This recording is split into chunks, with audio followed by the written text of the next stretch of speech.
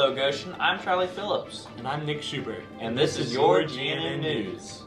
If you're interested, the Marines will be in the cafeteria every Monday. And UC Claremont will be in the cafeteria on November 14th. The Galen College of Nursing will be here on November 13th. To sign up, email at ashcraftb@goshenlocalschools.org. And there is, of course, the Health Force Careers field trip. If interested, go to the library and speak with either Miss Creekmore or Miss Meyer to sign up. Speaking of field trips, we're going to take a trip to Mr. Tomlin's room at the Chem Corner. Alright, so I was asked to do a chemistry corner, and I decided my classes, some of them are into gas laws, so I had some experiments set up for that.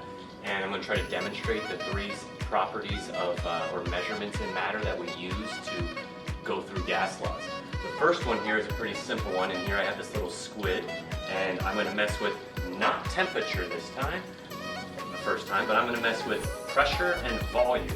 And I can get this squid to sink or float by pressing on the bottle here and messing with the air pressure here and at the top of the guy, and I can even maybe get him to hover halfway through right there by messing with the pressure and the volume.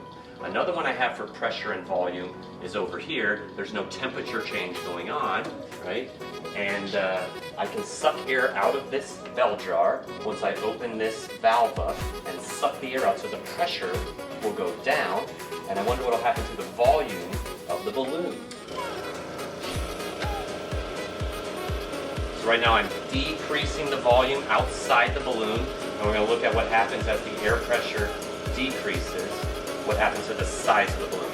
But again, I'm trying to get across that in gas laws we really care about the pressure and the volume and the temperature. Now temperature's coming up, but I got pressure and volume demonstrating here, and you can see as the pressure, as the air is sucked out and pressure goes down, the volume's going up here until it gets to as big as it's going to allow it to get.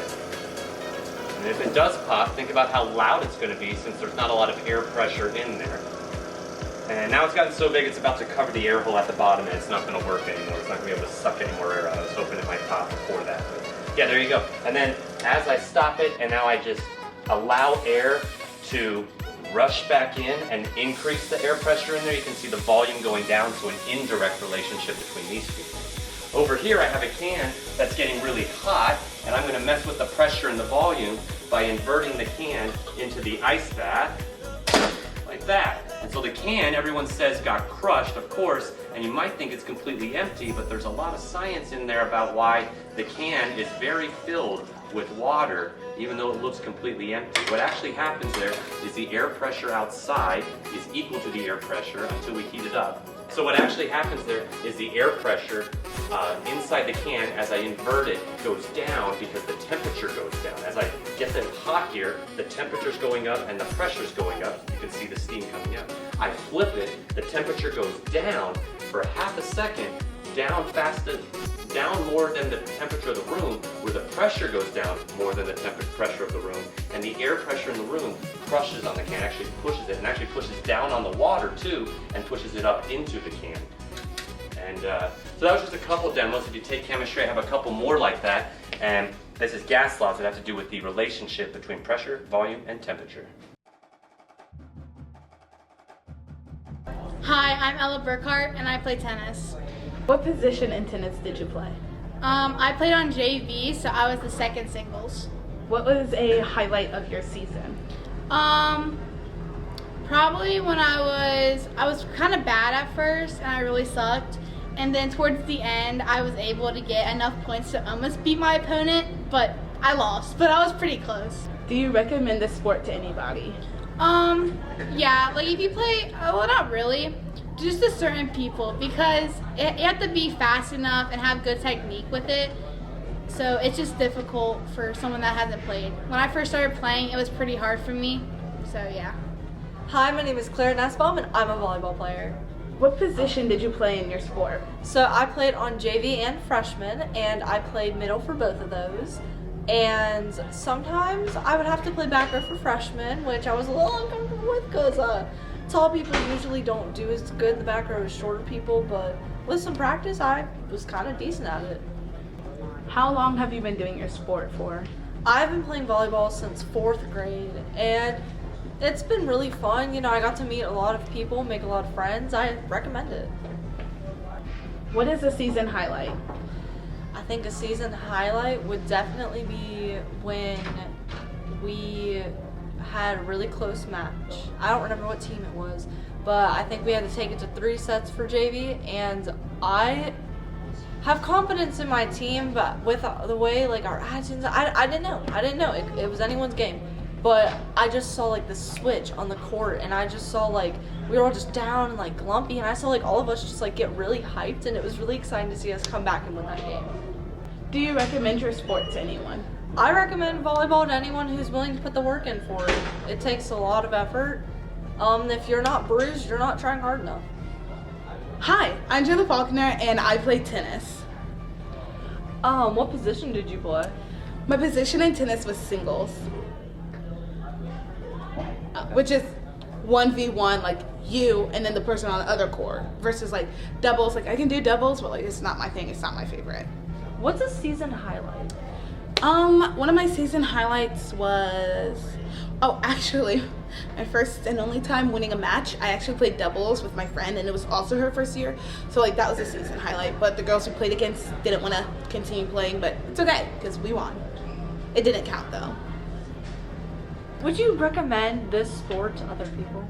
Yeah, honestly, I recommend this sport to anyone. I think it's really fun. Like, you don't have to have experience, you'll get experience. You know, you can start out on doubles if it's easier, or singles, like whatever you prefer. Like, honestly, just like join. You know, you guys can play with me. I'll do it.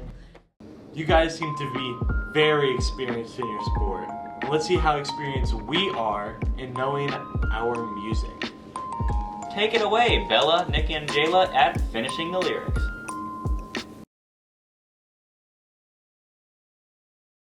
Hi, my name is Bella Gay, And I'm Jayla Faulkner. and today we're gonna do a song quiz. But because we don't want to get copyrighted striked and sued, we're gonna have Nick tell us the lyrics / sing them. Yes, so let's get. Say hi, Nick. Hi, Nick. Yeah, I'm gonna take my horse to the Old Town Road. Gonna ride till I can't no more. Old Town Road by Lil Lil Nas X. Hey, so sister, and that Mister on the radio.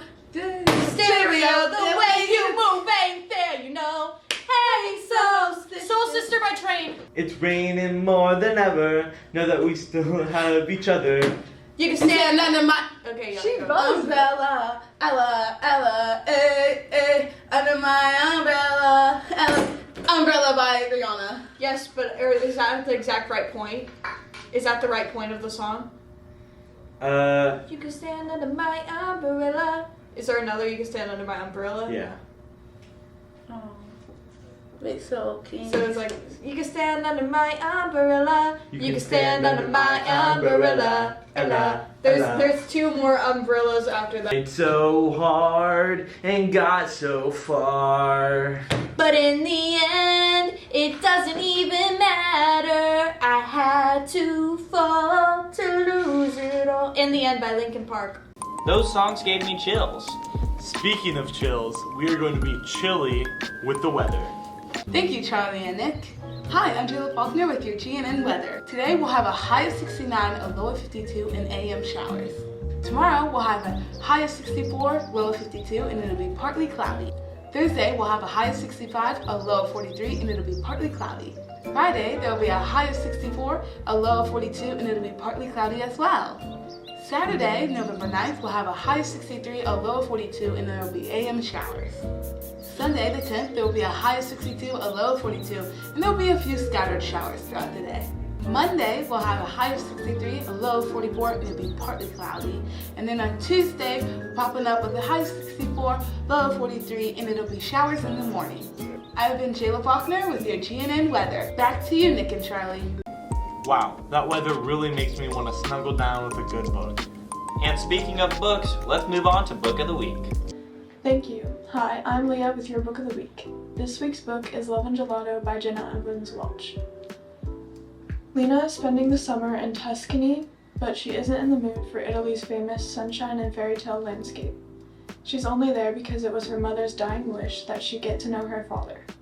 But what kind of father isn't around for 16 years? All Lena wants to do is go back home. But then she is given a journal that her mother has kept when she lived in Italy. Suddenly, Lena's uncovering a magical world of secret romances, art, and hidden bakeries.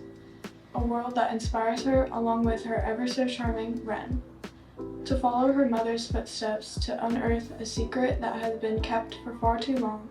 It's a secret that will change everything she knew about her mother, her father, and even herself. People come to Italy for love and gelato, someone tells her, but sometimes they discover much more. This is what the back of the book says, and I think it makes the book sound a little bit more magical than it actually is. This book is not fantasy like the back makes it seem. It's a fictional romance book. It's definitely not my favorite book, but it's good. My favorite part of the book is the way the author describes the setting.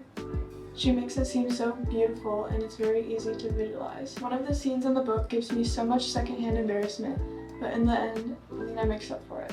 My friends insisted that I read this book with them, but I didn't want to. Eventually, they convinced me to, and I read it pretty quick because although the plot is not my favorite, it kept me very entertained. I've been Leah with your book of the week. Back to you. Thank you, Leah. Speaking of thanks, we would like to give a special thanks to All of our editors. So thank you, Gabby, Leah, Caden, Claire, Daisy, and Charlie. and we'll see you in the next episode. Bye!